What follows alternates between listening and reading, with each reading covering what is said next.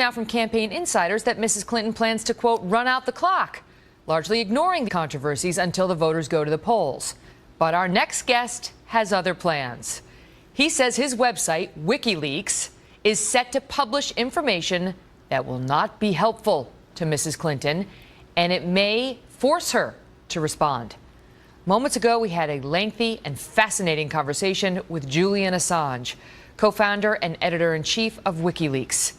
He only agreed to speak to us from an undisclosed location since he is currently wanted for extradition by Sweden, and he's under investigation by the U.S. government, too, for his role in the largest leak of classified documents in U.S. history. Julian, thank you very much for being here. So let's start with the additional information you have regarding Hillary Clinton. When can we expect this information? While we're working around the clock, we have received quite a lot of material, stimulated, of course, by the US election process and by our major DNC revelation, which has now led to the resignation of 5 top officials in the DNC, including Debbie Wasserman Schultz, the president, the last one late last week. So, you know, it's a complex business, what we do. We have to assess the veracity. We have a perfect 10-year record so far in never getting it wrong. We want to keep that reputation, understand how things should be formatted, what media we should be involved in, what is the best way to stage it out. Do we accumulate everything, assess it, publish it all in one batch, or do we do several batches? The approach that we've decided to take is that we do several batches. But give us a general sense. I mean, are we going to see it before the November 8th election? Yes, absolutely. In the case of the DNC leaks, for example, we pushed as fast as we could to try and get it in before the Democratic nomination conference, because obviously people have a right to understand who it is that they're nominating and what sort of process was involved. And the same is true here for the US electoral process. People involved in that election have the right to understand who it is they're electing. Now, you've seen it, right? Can you tell us how significant you believe it is? I mean, compare its significance to what we saw released by WikiLeaks in July. Well, I don't want to scoop ourselves. We have a lot of pages of material, thousands of pages of material. So no, I have not read every single page. We're hard at work in doing that, trying to understand, etc. I don't want to give the game away, but it's a variety of different types of documents from different types of institutions that are associated with the election campaign. Some quite unexpected angles that are quite interesting, some even entertaining. Do you right now, according to the average of all polls, she's beating Donald Trump by 5.5 points nationwide. She's way ahead of him in most of the swing states, not all. Do you believe the information in your possession could be a game changer in the U.S. election? I think it's significant. It depends on how it catches fire in the public and in the media. I want to ask you, because there's a big AP report today saying WikiLeaks releases the private information of innocence. Well, it's a nonsense report. It's not by AP. It's not some big team at AP that put this together. It's by a single journalist, Raphael Seta, who has a conflict of interest. Have a look at him on Twitter. He's been campaigning against us ever since this DNC leak. I got to ask you about the U.S. election. As you point out, you're not an American citizen. You're an Australian. You're clearly not rooting for Hillary. But are you rooting for Trump?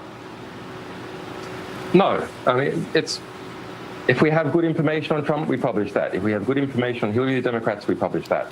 I would like to believe that no media organization in the United States would not have published the DNC emails.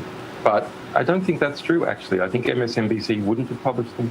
I think the New York Times wouldn't have published most of them. And that's sad. There's incredible politicization in this election of the media. And it is a bit concerning, the allegations that by the Clinton campaign that everyone is a Russian agent are really disturbing. Why is that? Well, because bizarrely, Hillary Clinton, the Democrat, has positioned herself now to be the security candidate. She's powered up with the neocons responsible for the Iraq War. and she's grabbed on to this kind of neo-McCarthyist hysteria about Russia and is using that to demonize the Trump campaign. The Trump campaign has all sorts of things wrong with it, but as far as we can see, being Russian agents is not one of them. Some people have asked us, when will you release information on Donald Trump? And of course, we're very interested in all countries to reveal the truth about different candidates so people can understand. But it's really hard for us to release anything worse than what comes out of Donald Trump's mouth every second day. I mean, it's part of his charismatic appeal that he speaks off the cuff. But that's difficult for Donald Trump to overcome a lot of those things, even with a lot of great material coming out by WikiLeaks or other publications. Right, and you don't do the hacking, you just do the releasing. And there have been some leaks about our military, including one back in 2007 that was controversial. You guys released video of an Apache helicopter in Baghdad, and sure enough, the United States had killed 2 Reuters photographers, and some children were injured. And WikiLeaks, we saw that thanks to video that you guys released. But the military came out later and said it doesn't show the full context, and they say RPGs were found. Ground troops leader discovered 2 RPGs, an RPG launcher, a rifle where this group had been clustered. Look, we had a clear result. The US government had to admit in court, under oath, in 2013, that not a single person that it could find had been harmed as a result of our disclosures. Do you need to be more careful? What say you to the charge that these releases need to be screened better by WikiLeaks if you're going to do it at all? Well, let's backstep. So what exactly is the allegation here? The allegation is that WikiLeaks is publishing too much true information. But private, private, confidential information. Half of that, we agree. We publish a lot of information, and it's had a perfect record so far.